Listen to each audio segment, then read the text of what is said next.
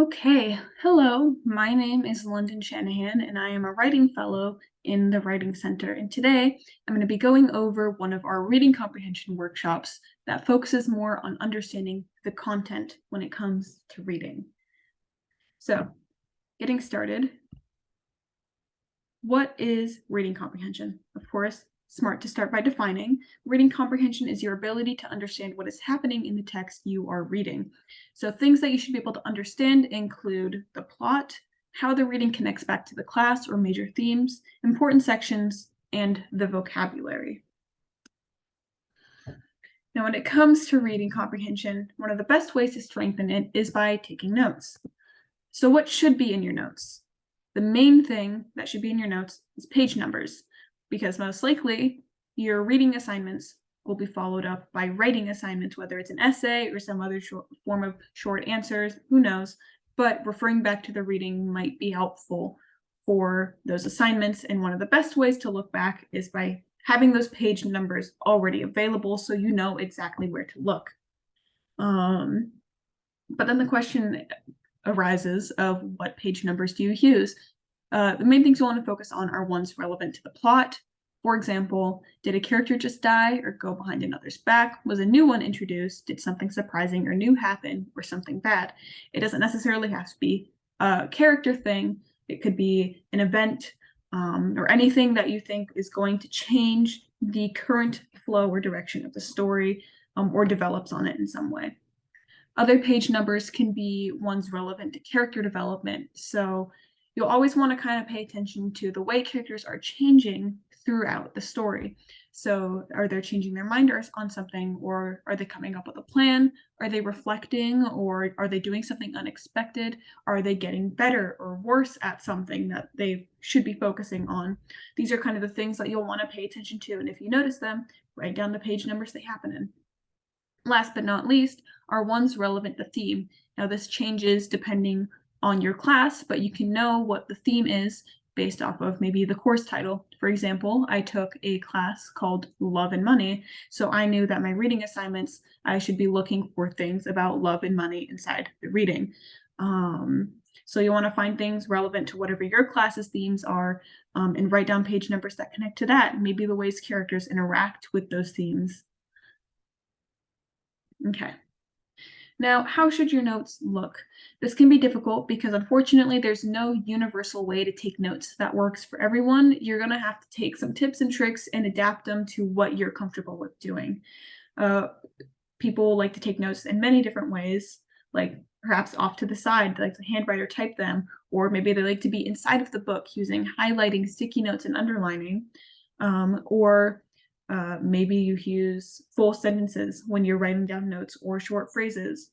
For example, this option down in the bottom left, it's short and simple. So it's got the page numbers and then like a quick phrase or overview idea of what's happening in those moments so you know what that page number is about.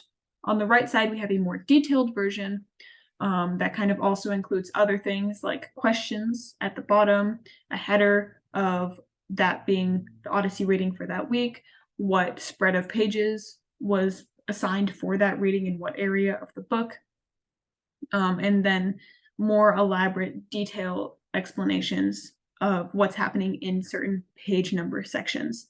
Note that the one on the left has the page numbers in the front and the one on the right has them at the end of each of the bullet points. You don't have to do it in bullet points, but these are just kind of some ideas to get you thinking about maybe what you're comfortable with. Now, something I will note is I know a lot of people are thinking, oh, I don't want to take notes because I know I'm not going to refer to them later on, so I don't need them. But even if that's the case, the act of note-taking is still very important because it creates a physical connection between you and the reading through the act of writing, which helps you commit it to memory. So it's okay if you never use them in the end because the act of writing them out is actually helping you more than you might think. Okay, so moving on, applying this text to textbook reading, because so far these things I've mentioned are tailored more towards reading literature or like a novel in class, but a lot of it is still applicable. You just need to tweak a couple things. For example, instead of looking for themes and character development, you'll want to look for statistics, important dates, and key facts, depending on what class it is. Like dates might be more helpful for a history class, where statistics might be helpful for like an econ class. Another thing you'll want to do is write down the headings of sections when taking notes, of course, with their respective page numbers, and then summarize the big idea of each section in a few sentences. This will help you if you need to refer back to the textbook reading to know where to find it, but also say you don't want to refer back to it, you should be able to get the main ideas of those sections through your notes. And those headings are built-in notes for you that you just need to copy back down into your own stuff. So it's really helpful to put all of those down. When it comes to textbook reading, it can be especially boring because it's harder to like connect with it. So you can skim if you do it correctly. Some people will skip entire pages when they're skimming or not even really process any of it, and that's not the way to do it. What you want to do is read the first and last sentence of each paragraph, and if it seems like a key paragraph, then reread the whole paragraph.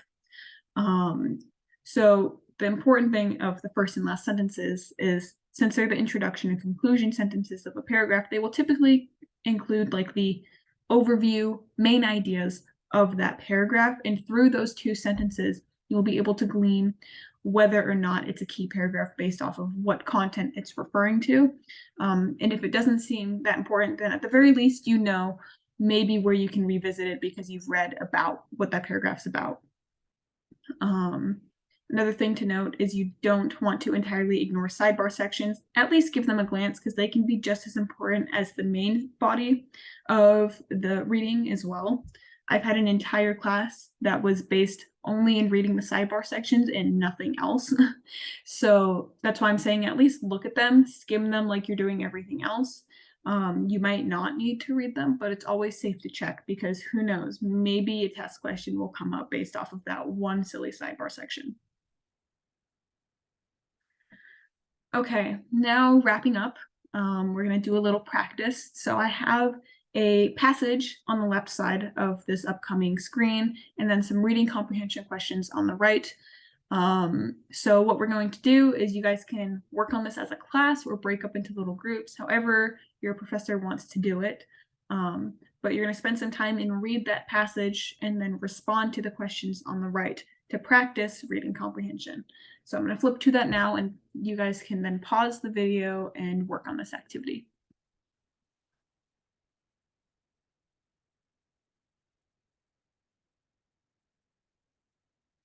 Okay, so hopefully you had enough time to pause and work on this activity.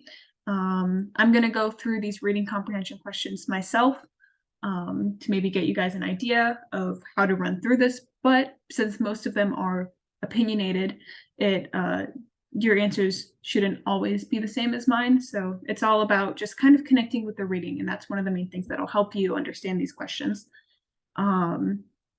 So first off, who are the important characters in this passage?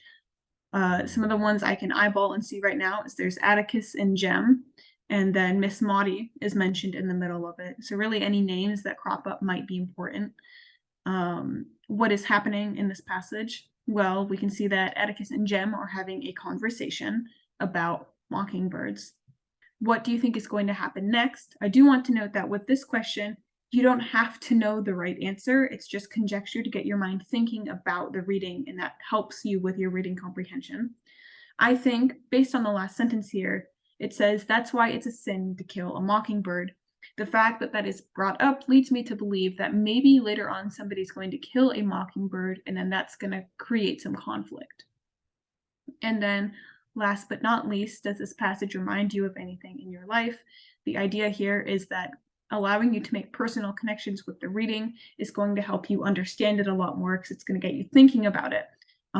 So my example of a personal connection is the fact that it mentions blue jays and mockingbirds reminds me of my grandmother, who used to teach me how to identify birds when I was younger. These personal connections differ per person, but as I said, they can really help with your reading comprehension if you just connect yourself to the reading. So great. I hope you guys were able to do that activity. This is wrapping everything up. Of course, if you are still struggling with your reading comprehension, please feel free to come to the Writing Center. We help with brainstorming and argument, selecting and incorporating evidence on the writing side of things. But you can also just come in if you're confused about a reading, bring your book with you and we can look at a section and maybe help you understand it better. Also, if you have any other writing concerns, not just for this class, anything, you can stop on by. You can book an appointment with us online through Navigate, or you can come in for a walk-in. We do those too. We're lonely, so we'd love to see your faces. And if you have any other questions, you can also email us at writingcenter@carthage.edu. Thank you so much for sitting through this with me, and I hope that this was helpful.